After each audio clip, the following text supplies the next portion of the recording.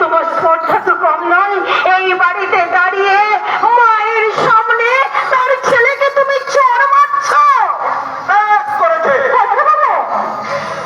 যে ছেলে বাপকে সম্মান করে না সেই ছেলের বাপ ওই নিঃসন্তান নন্দী চৌধুরীর কাছে থাকলেও এই রাজশেখর চৌধুরীর কাছে নেই।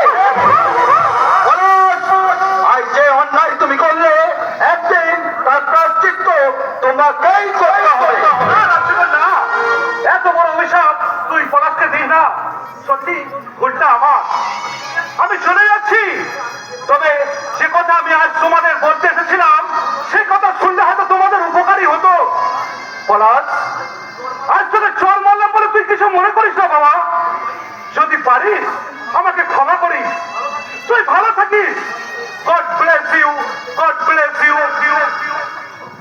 অসহ্য অসহ্য, আমার ধৈর্যের ভাব তোমরা এভাবে ভেঙে দেও না নন্দিনী। ওই অমানুষ খুনিটার জন্য দরদ দেখছি অনেক বেশি। কে বলছো নন্দিনী? একদমই চিৎকার করবেন না, একদমই চিৎকার করবেন না।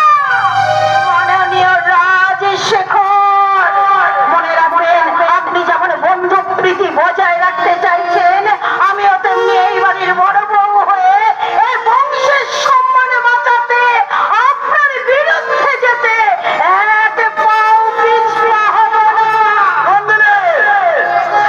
ক্ষমা করবেন কর্তাবাবু, তখন কিন্তু ওই গিন্নিমার পাশে দাঁড়ানোই আমার মূল মন্ত্র হয়ে দাঁড়াবে। আরে আমিও কিন্তু সারাটা জীবন পলাস্তার বাসি বাসি থাকবো করতে বাবু।